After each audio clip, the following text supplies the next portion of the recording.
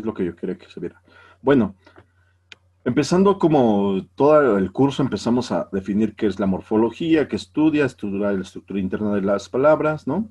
Y hubo muchas definiciones, hicieron su tarea, ¿no? Entonces, y después empezamos a definir qué era el morfema, ¿no? Y el morfema es la unidad mínima con significado, que es decir, que no puede subdividirse más todavía y tener más significados, ¿no? Por separado. Generalmente se organizan los morfemas con un guioncito, ¿no? El guioncito, cuando es un sufijo, se pone antes del morfema, ¿no? Entonces aquí como podemos ver en sueños y otro, aquí tenemos dos morfemas en sueño y en otro tenemos un solo morfema, ¿no? Entonces eso son la unidad mínima con significado dentro de una estructura que es una palabra, ¿no? Y las palabras en el español tienen un solo morfema, ¿no? A veces también tenemos palabras que tenemos multimorfémicas, o sea, tenemos dos tipos, ¿no? Las que pueden tener como otro, que es un solo morfema, y las que tienen varios, ¿no? Como sueños, y aquí tenemos como hermanos, palabras, blanco es un solo morfema aquí, pero también aquí podemos tener hablamos, ¿no? Entonces tenemos aquí varios tipos de morfemas, o sea, uno que me está marcando, por ejemplo, género, en blanco, aquí en otro, también puedo decir otra, ¿no?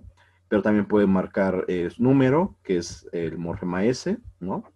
Y así, ¿no? Entonces, eso es lo que fuimos viendo durante todo el curso, ¿no? De esta materia de morfología comparativa. De hecho, lo vimos y comparamos con otras lenguas, que eso también ayudó mucho, ¿no? Para ver cómo se comportaban otras lenguas, ¿no? Entonces podemos ver que el significado de un morfema puede ser de dos tipos. Este es bien importante. Nos dimos cuenta que había hasta dos tipos de morfología. Las definimos, hasta ustedes las definieron la que más les interesó y la que más entendieron. Y decíamos que había una morfología de tipo flexiva y una morfología de tipo derivativa, ¿no?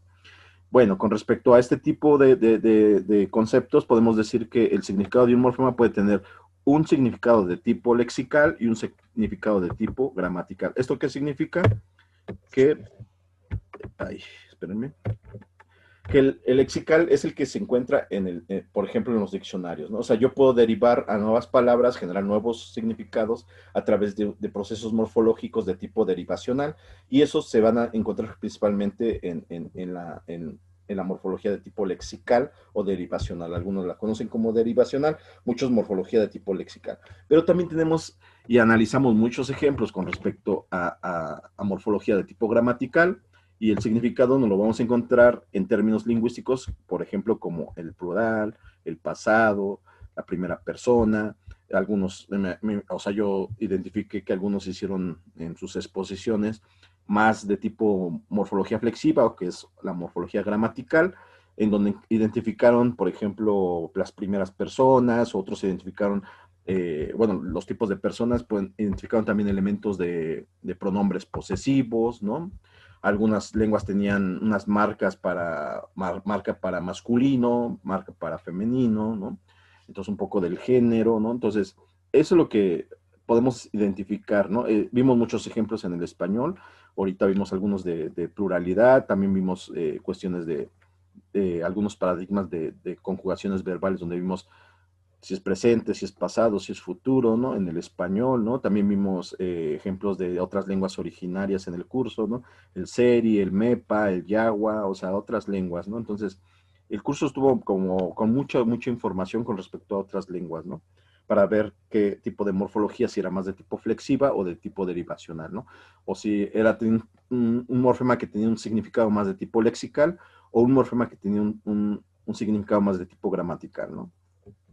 Y después, pues podemos encontrar elementos de clasificación de los morfemas. Eso también lo vimos durante el curso, de acuerdo a su posición. Eso a veces yo les preguntaba en sus posiciones y a veces yo veía que todavía había como una inconsistencia de saber, o sea, por qué decir un sufijo no va antes de la raíz. La raíz la tenemos ahí en este caso cas, y tenemos an y tenemos roj, ¿no? Esas son las raíces, ¿no? Es la cuestión invariable, lo que no cambia, ¿no? Dentro de un paradigma, ¿no?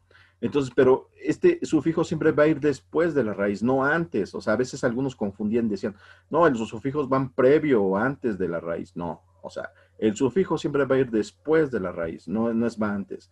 Lo que va antes de la raíz se les llama prefijos, ¿no? Entonces aquí tenemos dos sufijos en casas, tenemos una A, una S, andando tenemos una A, una do, y en rojo tenemos una O. O sea, son sufijos, o sea, y eso lo vimos la clasificación, ¿no? Y hasta les dejé tarea, ¿no? A ver, díganme cuál es la clasificación de los afijos, ¿no? Y entonces hay diversos tipos de morfemas, ¿no? Que se clasifican. Vimos prefijos, los prefijos van antes de la raíz, y aquí tenemos tres ejemplos, es, pro y in, ¿no? Entonces tenemos tres ejemplos donde claramente se observa que están antes de la raíz, ¿no? Entonces eso ya no podemos como errar ni equivocarnos porque sabemos hasta la misma palabra de pre, o sea, previo a, antes de, o sea, antes de la raíz, ¿no? Y lo que tenemos posteriormente es el infijo, que se abre la raíz y se inserta el morfema. Y también en algún momento también les comenté los circunfijos, que son poco comunes, encontramos algunos, describimos algunos, y también los suprafijos. Los suprafijos van en el sistema más de tipo tonal, en la prosodia, en elementos que son en sus suprasegmentos, ¿no? Entonces eso vimos un poco con la lengua del chatino, que ellos utilizan algunos tonos para marcar su modo aspectual, ¿no? La cuestión aspectual de sus verbos. Y entonces, ese es otro tipo de afijo, ¿no? Entonces tenemos 5 tipos, el prefijos, sufijos, infijos, circunfijos y suprafijos, ¿no? Entonces son como elementos que ya no podemos, pues, olvidar, ¿no? O sea, ya son elementos teóricos que existen y que existen en las lenguas, ¿no? O sea, en muchas lenguas, ¿no? No todos pueden tener todas, ¿no? Pero algunas sí, ¿no? Este es un ejemplo del chontal donde hay un infijo, no voy a detener a explicarlo porque pues ya hemos visto muchos ejemplos. Y bueno, nomás quiero comentarles que justo en este libro de Pelmat Piquet hay muchos ejercicios que de hecho yo les di mínimo 4 o 5 ejercicios que hicieron que no fue nada y aún así sufrieron con esos ejercicios que les puse, pero realmente no fue nada lo que les puse de ejercicios, ¿no? Y en este libro son como 200, 300 páginas de puros ejercicios de lenguas del mundo, o sea, no son lenguas nada más de México, también hay de México, pero hay lenguas del mundo, ¿no? De otras lenguas del Swahili, de lenguas africanas, de Australia, de Estados Unidos, de Brasil, de muchas lenguas del mundo. Ya no les quise meter nada porque pues, sufrieron con los que les metí, o sea, con los pocos que les di, estaban sufriendo mucho. Pero en fin, pero no importa. Bueno, entonces ya seguimos un poco con la clasificación de los morfemas, de acuerdo a su función. Tenemos, ahí está la raíz, y aquí claramente vemos dos sufijos y un prefijo, ¿no? Así, dos sufijos, la raíz, y estos son afijos, o sea, la clasificación se le conoce como afijos, y tenemos sufijos, prefijos, infijos. A los afijos se les conoce, o sea, el conjunto de afijos está representado por prefijo, sufijo, infijo, circunfijo, suprafijo, ¿no? Eso es lo que son los afijos, ¿no?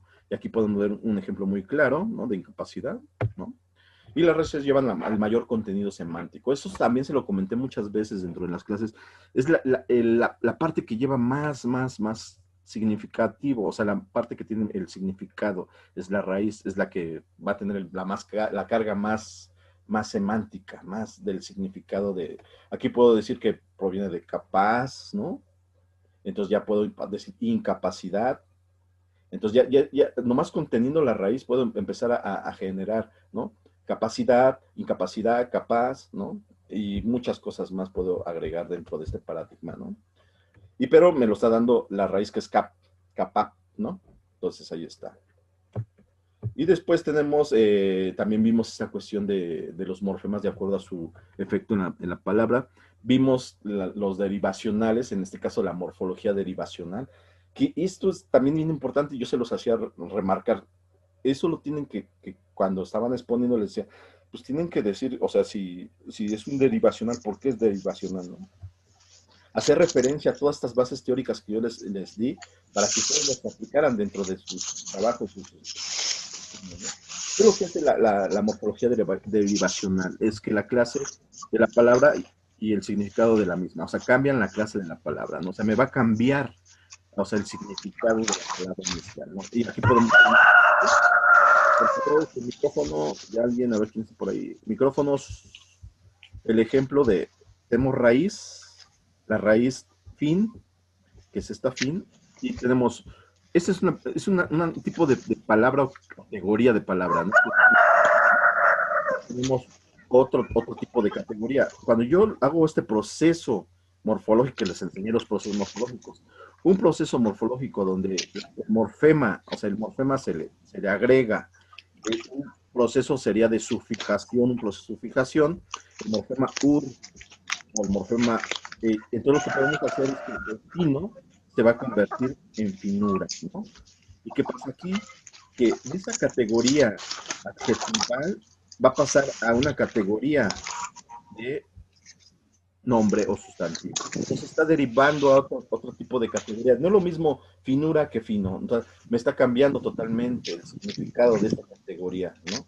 Entonces esto es lo que yo quería que hicieran referencia también. Cuando hablamos de categorías gramatical y utilizamos procesos morfológicos de tipo derivacional, en específico, en este caso su fijación, podemos hacer esto, ¿no? Y podemos ver cómo si cambian. Pero ¿qué pasa con la cuestión inflexional, ¿no? Con morfemas de, bueno, aquí hay otro ejemplo, ¿no? Que de derivacional, de la morfología derivacional, donde, por ejemplo, y eso también les puse ejemplos del inglés, ¿no? De run, runner, ¿no? ¿Qué pasa?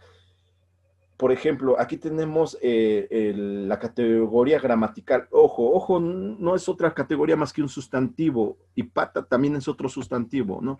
Entonces, si podemos cambiar este proceso de significado y con un proceso morfológico igual de tipo sufijación, cuando hacemos y le agregamos el infijo, el y e en ojo, lo vamos a convertir este ojo a ojear, ¿no? Y eso ya se convirtió a una categoría, cuando digo ojear, es una categoría de tipo verbal, o sea, ya me cambió de ser un sustantivo, se cambió a ser un verbo, ¿no? Igual de pata pasó a patear, ¿no? O sea, esa es una acción de alguien que está golpeando con su pie o con su pata, que puede ser un caballo, está pateando porque se enojó, no sé, pero estamos viendo que de la pata del caballo, que es un sustantivo, una parte de su cuerpo, estamos pasando a una acción que es patear, ¿no? Entonces, la morfología nos permitió observar este tipo de cuestiones. Y esto se ve no solo en el español, se ve en muchas lenguas, ¿no? O sea, en el mayo, en el yaqui, en lenguas de Sudamérica, de muchos lados del mundo, ¿no? Entonces o sea, principalmente utilizamos ejemplos del español para que no generamos tantos problemas, pero aún así yo sentí que se les complicaba, ¿no? Y de acuerdo a la función o su función podemos encontrar que se le conoce otro tipo de morfología, que es la inflexional, o otros lo conocen como morfología flexiva, ¿no? Entonces, esta es donde cambia la forma de la palabra, donde no cambia, o sea, la palabra, la clase de la palabra no cambia, o sea, solo va a cambiar la forma, ¿no? Entonces, en este caso, el anterior cambió la palabra, o sea, el tipo de palabra, la categoría gramatical. En este caso no va a cambiar la categoría gramatical, va a cambiar la forma, va a tener otros elementos gramaticales, ¿no? Y es lo que les decía, siempre la morfología flexiva tenía que ver con esa cuestión. Cuando decimos habla, hablamos, habla, ¿de qué estamos hablando? Estamos hablando de una conjugación de un verbo, pero lo que me está diciendo la O, la S, me está diciendo el tipo de persona que está conjugando el verbo. Habla primera persona, habla segunda persona, y así. Así el morfema que estamos observando como sufijo me está marcando la persona de la que estoy haciendo referencia en la conjugación del verbo, pero no me está cambiando que es una categoría verbal, es una categoría verbal, así No de les simple. dije que no voy a Pues, no no. me cambia. Y entonces, ¿qué pasa en amarillo? En amarillo es otra categoría, es una categoría digo, puedo decir amarillo, amarillas, ¿no? O sea, es un color, ¿no? Entonces, este color no me está cambiando, no me está diciendo que es un adverbio, o sea, en todo sigue siendo el color, y nomás lo que me está cambiando es que si es el género, o es masculino, o es femenino, y si es plural o es singular, ¿no? Entonces no me está cambiando el tipo de palabra que estoy observando ahí, como en el anterior, que es la morfología derivacional. Aquí es la morfología de tipo flexiva, o algunos la conocen morfología inflexional, ¿no? En Estados Unidos sí se conoce más, ¿no? Entonces le llaman morfología inflexiva, ¿no? O inflexional. Entonces se dan cuenta que este tipo de o sea, a veces yo siento que a lo mejor no les quedó tan claro, pero ahorita ya es como un repaso general de todo lo que vimos durante el curso, ¿no? De acuerdo a su presentación, vimos otros morfemas y esto hasta les dejé una tarea, descríbame cuáles son los morfemas ligados, cuáles son los morfemas, y aún así yo todavía observé en las exposiciones que había todavía confusión de algunos libres los manejaban como ligados. No pueden ser ligados porque pues, los libres son independientes. O sea, y unos se expusieron hasta la forma de cómo son los independientes y lo estudiaron, ¿no? Entonces, estamos viendo aquí, por ejemplo, solo se representa en presencia de otro morfema o en sí misma en la palabra. Podemos encontrar estos afijos como in, s, y estos son morfemas que por sí solos no tienen una expresión real en el sentido de significativa, pero sí cuando tienen al lado una raíz pueden tener ese significado, ¿no? Entonces, algunas raíces, por ejemplo, en el español tenemos como com, raíces verbales, como nominales como cam, como adjetivales como rojo, y podemos decir rojo, utilizando estos afijos o estos morfemas que son ligados, podemos ver rojizo, roja, podemos o sea, generar nuevas palabras en términos de morfemas de tipo ligados, ¿no? Pero también tenemos muchas lenguas que los nombran partes del cuerpo en términos de acuerdo a su parentesco. Esto también son como dependiendo la lengua, ¿no? Por ejemplo, los morfemas libres pueden presentarse como palabras sin incluir otro morfema en la palabra.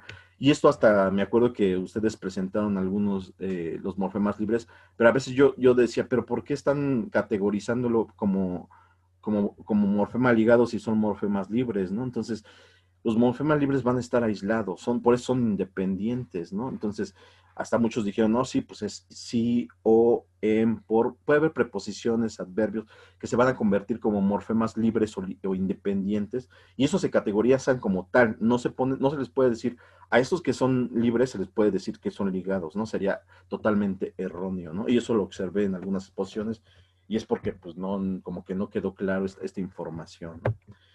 Y entonces, otro de los temas que también vimos y fue muy general fue la cuestión de las variantes de un morfema. Hay morfemas que pueden tener diversas variantes, ¿no? Estos morfemas se les conocen que tienen una variación en su forma, o sea, es una variación en su forma prácticamente, y eso se les conoce como alomorfos, ¿no? Y muchas veces son el resultado de un contexto de tipo fonológico, ¿no? Los alomórficos le llaman alomorfos fonéticamente condicionados, ¿no? Por ejemplo, en este ejemplo, podemos encontrar aquí un alomorfo que me va a decir, por ejemplo, incorrecto significa que no es correcto, improbable que no es probable, inseparable es que no es separable, inagotable que no se agota, ¿no? Entonces, este in tiene un significado de negación, de no, ¿no? Entonces, pero si vemos las formas, es el mismo morfema, pero tiene formas diferentes. Esta como una N mayúscula, esta es una N, una M, no, una bilabial. Entonces, tenemos, es condicionado fonológicamente, ¿no? Entonces, pero eso se le conoce como alomorfo. Son diferentes formas, pero tienen el mismo significado. No deja de ser un morfema que me está marcando negación, ¿no? Igual puede ser con el ilegal y cosas así, ¿no?